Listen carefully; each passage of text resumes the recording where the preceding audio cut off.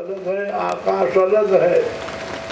अनेक प्रकार के जो दृश्यमान सुविमान ब्रह्मांडी जो पदार्थ हैं वह परमात्मा से भिन्न है, ऐसा जगत का जीव समझता है और देखता भी है, समझ में नहीं आता है।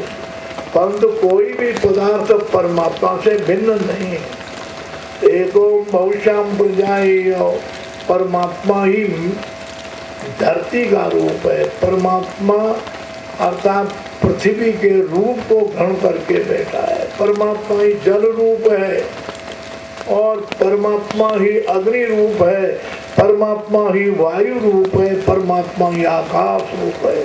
तस्मात् आकाश है, वही सूर्य है, वही चंद्र है, वही जड़ है, वही चेतन है, अनंत असंख्य रूप में और विहरण विचारण प्रदर्शित होने वाला वह दृष्टा, दृश्य का दृष्टा।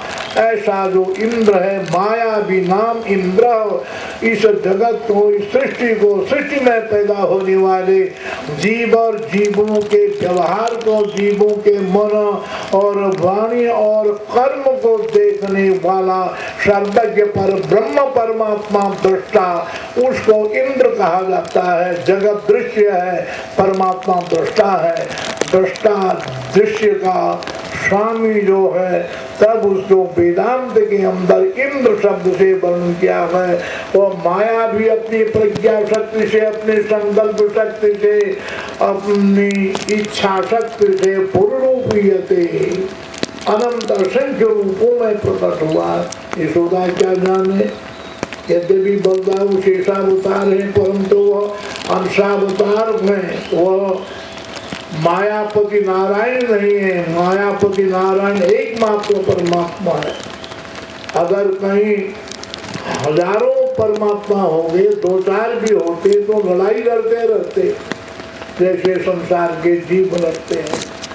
द्वीप द्वीपों में लड़ाई होती है, राष्ट्र राष्ट्रों में लड़ाई होती है, प्रांत प्रांतों में लड़ाई होती है, जिलों में लड़ाई होती है, गांवों में लड़ाई होती है, मोहल्लों में लड़ाई होती है, परिवारों में लड़ाई होती है, भाई भाई बहन बहन सब में लड़ाई होती है, पशु पक्षियों में भी लड़ाई होती है। यह प्रकृति का खेल है, परंतु परमात्मा एक है, उसके साथ कोई न लड़ने वाला है न लड़ाने वाला है।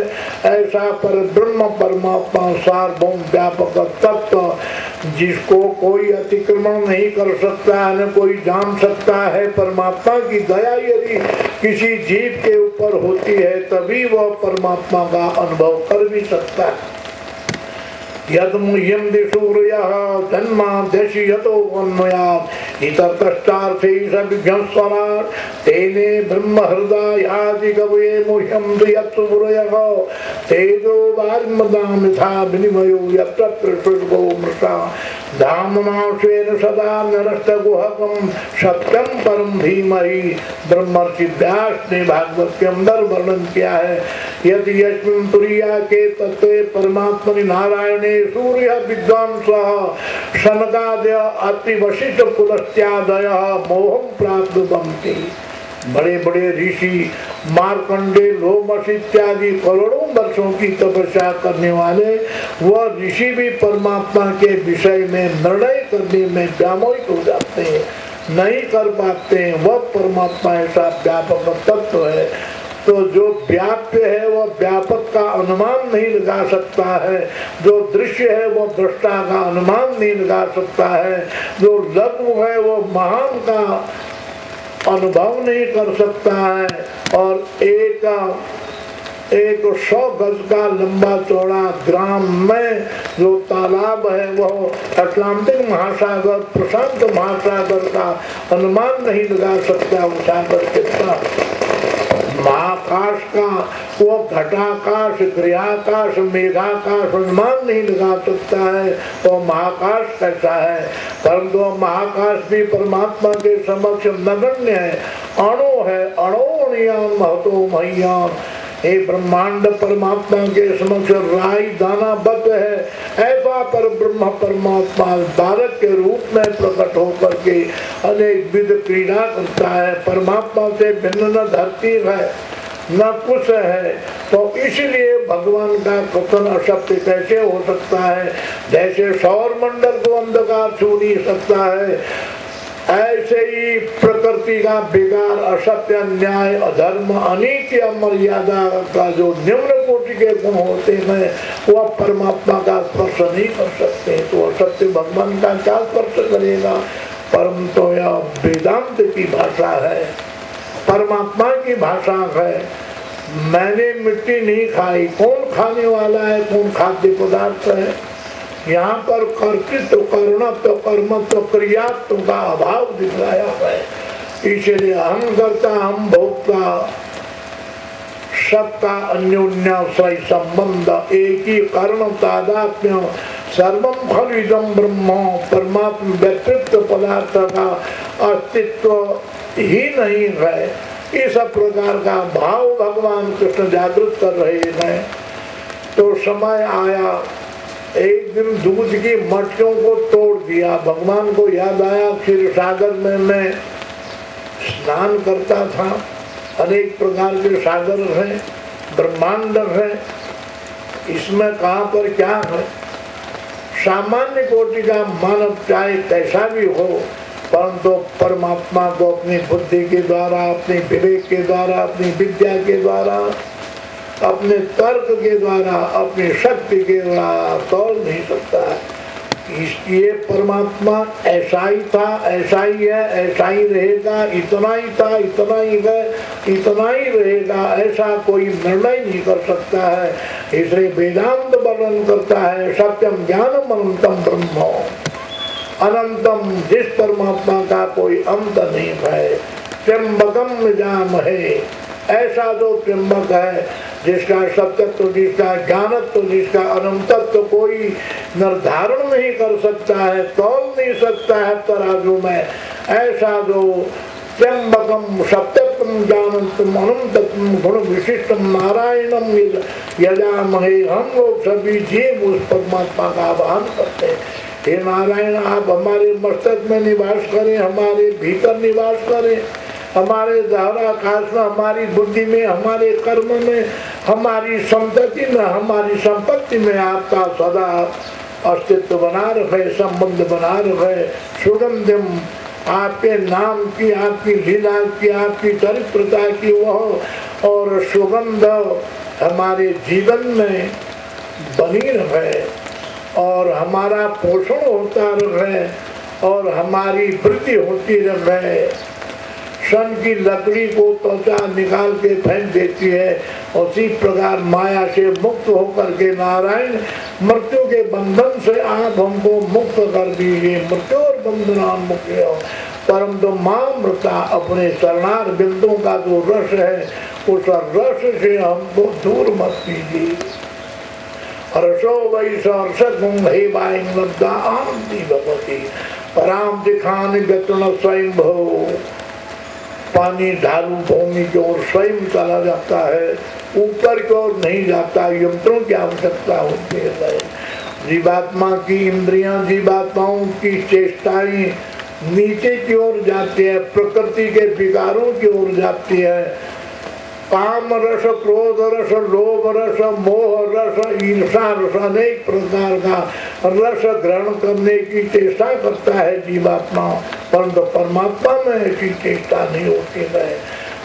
सुवर्णा सैदा सखाया समानम मृत्यु परिषद जाती। जीवात्मा परमात्मा सखा रूप है, परंतु प्रकृति रस रसिक होने के कारण जीवात्मा का विवेक ध्वंस हो जाता है। 84 लाख प्रकार के शरीरों में जन्म मृत्यु गर्भार को धारण करता हुआ व्याकुल हो जाता है। अनेक अतीत जन्मों के कर्म, शुभ या अशुभ कर्मों के आधार पर उसका प्रारब्ध बनता है, तब वह उस प्रारब्ध के आधार पर कुचेष्टा करता है। शुभ कर्म का प्रारब्ध है तो सुचेष्टा करता है, और दुष्कर्म किया है तो दुष्टता की ओर वो बढ़ता है। पर ब्रह्म परमात्मा कोई अपनी संतान को, कोई भी जीवात्मा को पाप की ओर नहीं बढ़ा, अधर्म, अन्याय, अनीति की ओर नहीं बढ़ाता है। इसलिए अपने अतीत जन्मों के कर्मों का फल हुआ और स्वयं भोगने के लिए कुचेष्टा या सुचेष्टा करता है। तो आनंद कंद सर्वेश्वर भगवान ने दूध की मटकी को तोड़ दिया और कमरे में जाकर के दही के और मटकी में हाथ डाल दिया और खाते भी होंगे। इतने में यशोदा जी ने देखा, कहाँ गया मेरा बालक। गोपियों को बुलाया, देखा तो दूध के भंडार के, अरे तुमने मेरे सास के समय के दूध के मटकों को तोड़ दिया। दूध की शुद्धता या स्वर्ण पात्र की अपेक्षा मिट्टी के पात्र में अच्छा होता है। तो इस प्रकार से तुमने मटकों को तोड़ दिया, अच्छा कार्य नहीं किया और ये दही मीठा लगा दिया। अरे मैया मैंने झूठा नहीं लगाया तो तेरे मुख में दही कैसे? देख मैया, मैंने देखा कि दही में सीटी चल रही थी। मैंने सोचा मेरी मैया बूढ़ी हो गई है, इसलिए सीटी भीम एक चीटी मेरे हाथ से प्रवेश करके ऊपर मेरे मुख में बगल में काट दिया। मैंने दही के हाथ से टुकड़ा दिया तो मेरे मुख में दही लग गया। यशोदा माता ये बात करने में बोला, जरूर मैं कहाँ से आज मैं तुमको बांधती हूँ, तुम बड़े उपद्रवी हो गए। श्री कृष्ण 2.5 वर्ष के भागते हैं परंतु यशोदा पकड़ नहीं पाती है। जब पीछे दौड़ती हुई यशोदा को भगवान कृष्ण ने देखा, बोले माँ को सताना अच्छा नहीं है। मुझको पकड़ने के लिए दौड़ने वाली माँ थक गई है, ये मेरे लिए अच्छा नहीं है। तो भगवान खड़े हो गए। यशोदा माँ ने पकड़ लिया, रस्सी से बांध भी लिया। उस रस्सी कम हो गई थी, कितनी लंबी रस्सी जोड़ी परंतु 2-3 इंच कम हो जाती थी। तब भगवान ने सोचा, रस्सी बटोरते जोड़ते मेरी माँ बड़ी परिश्रम में थक गई है, अब मैं फंस जाता हूँ।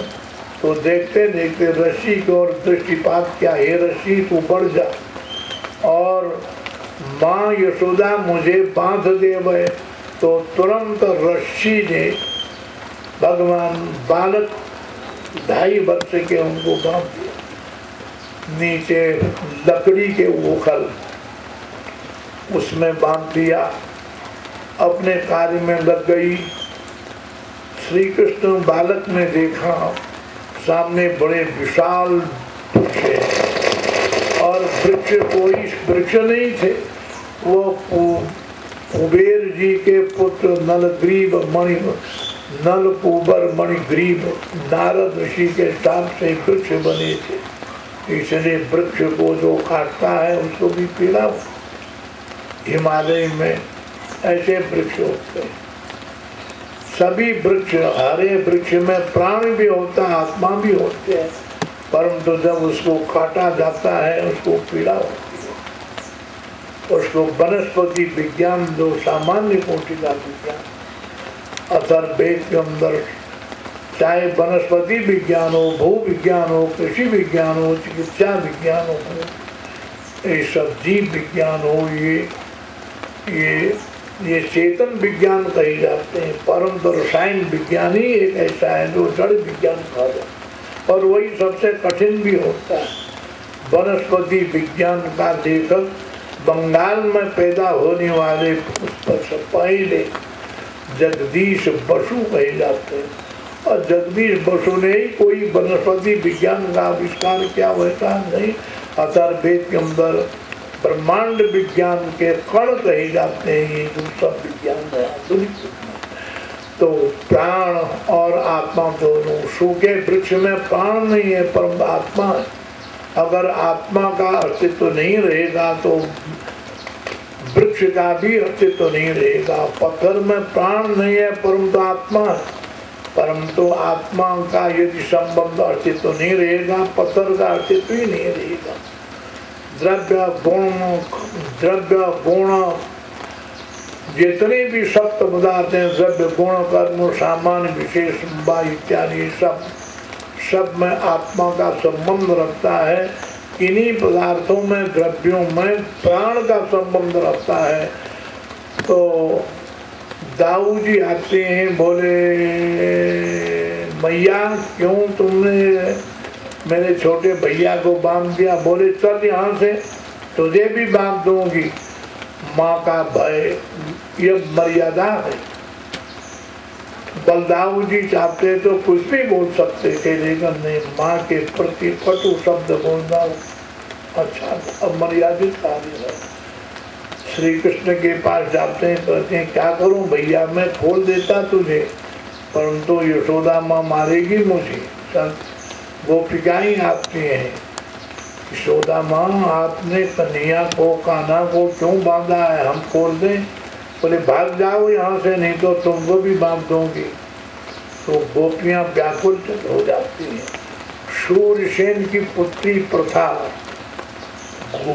कुंती भोज ने गोद लिया था, नाम प्रथा बदल करके कुंती रख दिया। कुंती जी ने पांडु का वर्ण किया था स्वयंवर में, तो आज हस्तिनापुर से आ रही है और अपने पिता शूरसेन के पास, वसुदेव भैया के पास, उन्होंने सुना हमरे भैया का बिटवा हुआ है, ओ इसलिए चली आ रही है। कहाँ है तुम्हारा बिटवा? अरे हमार बिटवा तो गोकुल में है। तो कुंती जी गोकुल में चली गई। कुंती मैया ने सुना था बालक कृष्ण को यशोदा गोद में ही रखा करती है, परंतु आज यशोदा अपने कार्यों में व्यस्त है, बालक नहीं है। कुंती जी ये प्रताप देखने लगी तो ओखल में रस्सी से बंधे हुए बालक को देख करके बालक के सामने खड़ी हो गई। बदौलू खलम बीच जाओ, रस्सी से हाथ पांव बंधे हुए ओखल में बंधे बालक को देख करके कुंती जी को बड़ा क्लेश हुआ, रोशनी क्लेश हुआ। यशोदा से बात के बिना चली गई। अरे दीदी कुंती ठहरो ठहरो, परंतु कुंती पीछे मुड़ करके देखती है। अपने पिता को उन्हें और बतलाया, हस्तिनापुर चली गई। उस बधे हुए बालक का चिंतन करने वाली कुंती जी ने महाभारत के अंत में जब भगवान कृष्ण द्वारिका जाने लगे, तब कुंती माँ सामने आती है, कहती है विबुधसम तो न शाश्वत तत्व तत्व जगत गुरु भगवतो दर्शन गच्छात् अपुनर्भवम्। हे कृष्ण नारायण गोविंद, मैं एक जीव कुंती नाम की आपके सामने उपस्थित हूँ। मैं आपसे भिक्षा मांगती हूँ, मुझे कभी संसार का सुख न मिले, दुखी दुख मिले, इस दुख का फल आपकी प्राप्ति हो। कहते हैं बुआ क्या हो गया, आपने बाल्य अवस्था से ही दुख भोगते भोगते आज आपको 100 वर्ष से अधिक होने जा रहे हैं। आपके पुत्र जो युधिष्ठिर हैं वो 28वां वर्ष लगा हुआ है। 27वें वर्ष में महाभारत हुआ था। अपने पुत्रों को 86 वर्ष पर्यंत आपने दुख भोगते देखा। आप 125 वर्ष के होने जा रहे हैं, आपको भी कितना क्लेश होगा, फिर भी दुख मांगती हो। हमको बुआ मत हो, किसी को माँ मान करते हो, किसी को पिता, किसी को बुआ, यही तुम्हारी माया है। नारायण विष्णु माया भगवती या सम्मोहितम विगम सर्वम जगत हिंसस्व पापेन हिंसत कलुषा भया प्रमुचते। नारायण मुझको आप बुआ मत कहो, इसलिए आप अपनी माया से मोहित कर रहे थे। भगवान कृष्ण मौन हो जाते हैं। ऐसी कुंती बड़ी व्यथिता होकर के हस्तिनापुर चली जाती है, किसी को कुछ नहीं बोलते हैं। आनंद कंद सर्वेश्वर बालक श्री कृष्ण ने वृक्षों के समीप जा करके अपने चरणों का स्पर्श कर दिया। दोनों वृक्ष गिर जाते हैं, वो नलकूप और मणिगिरी प्रकट हो जाते हैं। अर्थात वृक्ष के रूप में उनका जन्म हुआ था। वृक्ष का रूप गिर गया, अब वो देवता बन गए। नारद के साथ से हुआ था ऐसा। तब उन्होंने भगवान कृष्ण की प्रार्थना करना आरम्भ किया, नारायण हमको जो देवर्षि नारद का शाप हुआ वह वरदान के रूप में हुआ, आपका दर्शन मिलता कहाँ मिलता है। करोड़ों जन्मों की तपस्या करने वाला, विविक्त सेवी सर्वसंग विवर्जित, अनेक जन्म संसिद्धो यादि पराम गतिम, अनेक जन्म समाप्त हो जाते हैं फिर भी परमात्मा का दर्शन नहीं होता है। नारायण और शाप वरदान के रूप में प्रकट हुआ। हे नारायण वाणी गुणानुकथने श्रवणौ कथायां हस्तौ जगर्म समुन्नतोपाद्यो स्मृत्यां सरस्तद निवास जगत प्रणामे दृष्टि सताम दर्शनेषु भवन्तमो नाम। नारायण हमारी वाणी सदा आपके चरित्रों का वर्णन करती रहे, हमारा मकसद आपके चरणों में झुकता रहे, हमारे हाथ आपकी सेवा में लगे रहे, हमारा पैर शुद्ध पवित्र स्थानों में जाता रहे, हमारा मन आपका मनन करता रहे, हमारी बुद्धि आपका निश्चय करती रहे। नारायण हम आपसे कभी विमुख न हो गए, ऐसी प्रार्थना करते हुए नर कुबेर मन की दोनों देवता अपने पिता कुबेर के दर चले जाते हैं। हिमालय में आज भी जीवित हैं।